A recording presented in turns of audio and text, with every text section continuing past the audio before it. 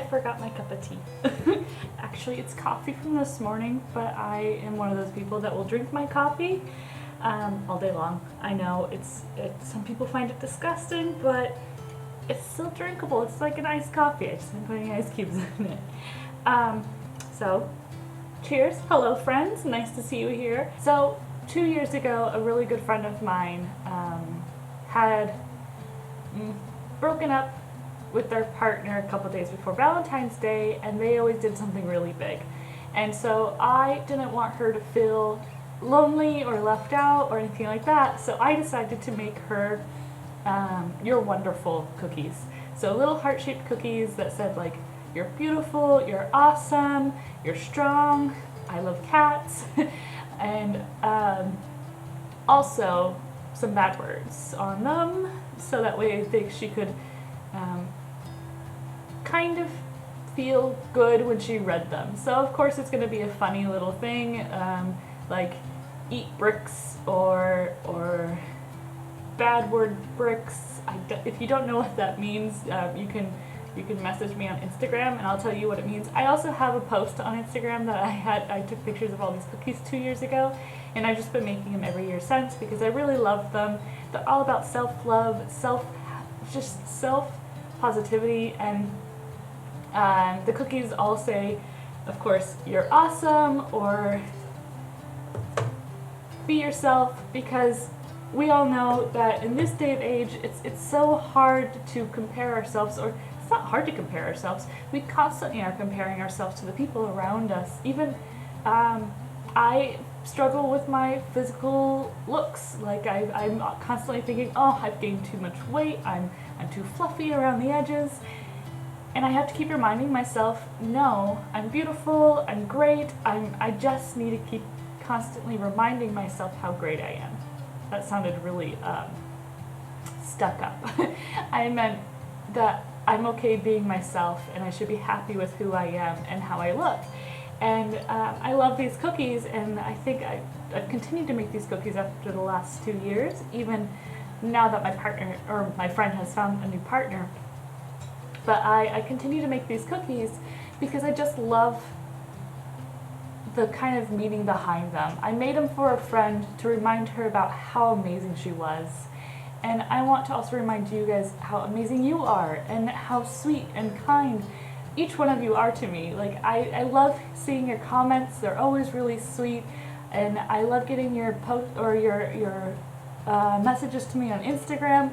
You're so encouraging and so sweet, and I want to remind you that you're also beautiful, you're also awesome, you're also great, and you should celebrate yourself on these days. So on Galentines Day or Valentine's Day or any day of this year, you can also make yourself these cookies. They're super easy, and that's what this video is all about today. We're going to be making some Valentine's cookies.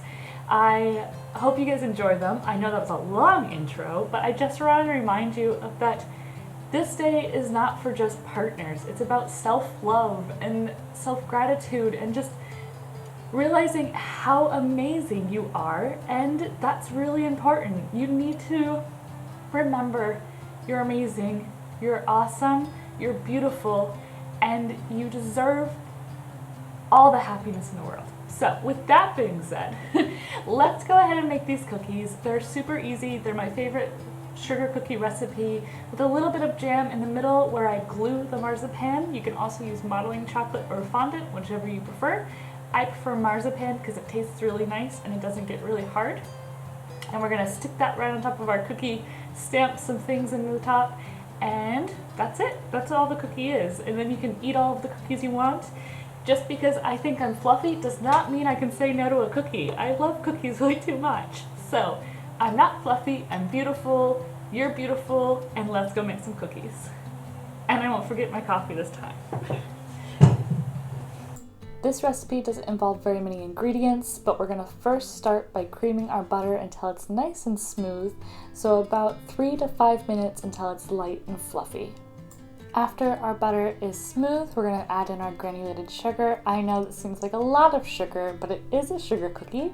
We're going to be mixing this for about 3 minutes again. And we want to make sure the sugar is starting to dissolve inside the butter. And of course you want to grab yourself a spatula and scrape down the sides of your bowl to bring all of those ingredients back into the middle, even though it's just sugar and butter at the moment. And after you scrape down your bowl, make sure you give your dough a quick little mix to make sure everything's well combined. Next, we're going to be cracking our eggs with confidence, of course, on a counter or a separate bowl, and dropping that egg directly into that separate bowl to make sure there's no eggshells left behind. And then once cracked and no eggshells, we can drop it directly into our batter. Before we mix the eggs in, we're going to go ahead and scrape down our bowl once again, making sure all of our butter and sugar are in the middle. We're going to be mixing this until the eggs are well incorporated for about a minute or two. We're going to add our vanilla extract directly into our bowl. I've made a homemade extract. If you want to see how I've done that, you can check the eye above. We're going to add that directly into our egg, butter, and sugar mixture. Mix that just for a few moments until well combined. Before we move forward, we're going to go ahead and mix our dry ingredients, so all of our flour with our baking powder and salt. And we can grab ourselves a small whisk or a small fork and give that a quick little mix until everything is well combined. Once our dry ingredients are mixed, we're going to add it in 3 intervals into our wet ingredients. So we're going to add the first third. We're going to give it just a mix until about halfway combined, and then add the second third, halfway combined, and the last third, and we're going to mix it until it's about 90% combined. So don't over mix it, just until the dry ingredients and the wet ingredients are starting to stick together. And then once that's actually happened, you can stop using your mixer. You'll know it's ready when you can grab a big chunk of dough and it sticks together very nicely. At this point, we're going to actually start pushing it together with our hands and kind of kneading it. So not roughly kneading it, but just pushing the dough together until it starts coming together into one big dough ball. We don't want a crumbly dough, we want to be able to roll it out so it's nice and smooth and Play-Doh kind of texture. Once your dough has come together, you can go ahead and push it off to the side, sprinkle your counter generously with flour. We want to make sure our cookies are not sticking. You can go ahead and press about a third of your dough onto the counter. You'll know it's not sticking if you can lift it up and you can see a good layer of flour on the bottom of it. You can always add flour throughout the rolling process as well. We're going to add our measuring sticks down to keep it even all the way across, and then roll out the dough until it's nice and level with these rolling sticks. These are great for if you're measuring out cookies or dough or decorations or anything like that. Then we're going to be using our cookie cutters, and we're just going to press our cookie cutters directly into it. I'm using heart shapes, but you can use really anything. And I have a couple different heart shapes, so I have just the regular heart, a little slanty heart, and then a little heart that has the ridges. I think this one's my favorite just because I like the little details. Now that we have all of our cookies stamped out, I highly recommend grabbing an offset spatula. It makes it very easy to remove any excess dough, but it also makes it really nice to release cookies from the counter if they've stuck a little bit. So you can slide it underneath the cookie, pick it up, and then move it directly to a parchment-lined baking sheet, preparing for baking. Sometimes you'll get lucky and the cookie cutter will pick it up for you. We're going to go ahead and prepare the cookies for the oven. So first you want to make sure there's a 2-finger distance between each cookie. We're going to pop them in the oven for about 15 minutes at 176 degrees Celsius. At the end of rolling out all of your cookies, you'll have a little bit of excess dough. I sometimes roll it out and just eat a cookie that's kind of funny shaped, and it's just my cookie for me as a baker. Or you can go ahead and try cutting one out or pressing it into the cookie cutter so it fits nicely in the bottom. Whichever you prefer, I personally like just making a funny looking cookie for me to eat. Now we can start on our decorations while our cookies bake. I'm going to be adding a little bit of food coloring to my marzipan. Again, you can use modeling chocolate or fondant, whichever you prefer. I'm going to add some powdered sugar to the top of some cling wrap while I press in the color to my marzipan so I don't dye my counter. And I'll have some marbling effect in the dough, but that's okay, it's going to add a nice little decoration. And exactly like the cookies, we're going to go ahead and roll out the marzipan, add a lot of powdered sugar because the marzipan does get quite sticky. I use sticks for my first batch, but I just highly recommend rolling it out without the sticks until it's a couple centimeters thick. You want it pretty thin so you don't have a nice gummy marzipan on the top, unless you like marzipan and don't mind the thick layer on top of your cookie. But you're going to go ahead and use the same cookie cutters, press out the marzipan kind of heart shapes that you have for your cookies, and then you can put these off to the side until your cookies are done baking and completely cooled. to assemble everything together, you're going to grab a couple cooled cookies. You're going to also grab yourself a jam. I'm using apricot jam, and I added a little bit of water to thin it out, and I've brushed it on top of the cookies.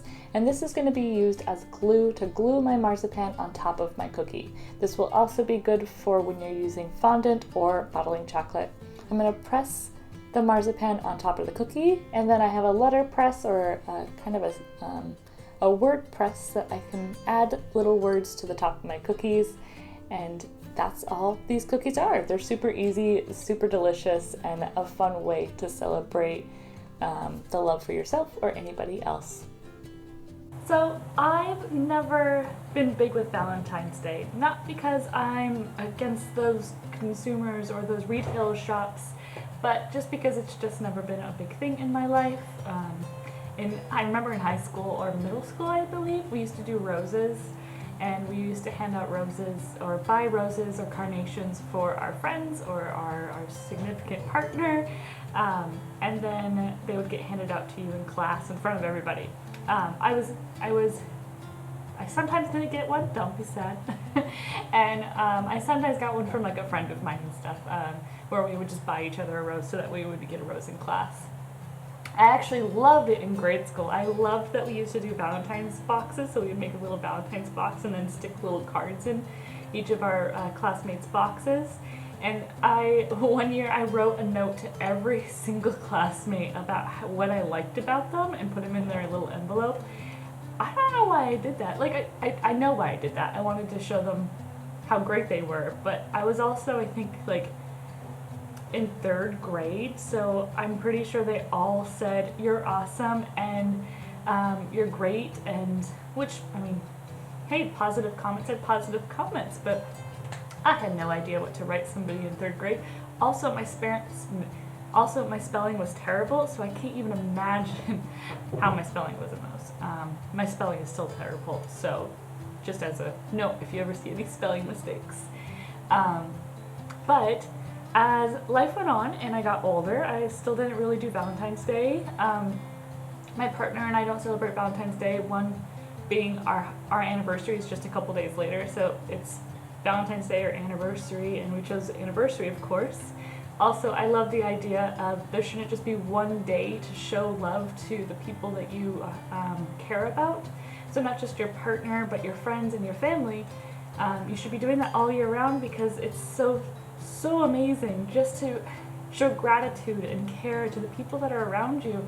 And if you can do that, sprinkling that throughout the year, what an amazing treat to offer your friends, even if it's just a little sticky note on their computer, if you're friends with your coworkers, or your classmates' computer that says "You're amazing" or "You're awesome," just to remind them how great they are, and not just on Valentine's Day like I was saying, but year round.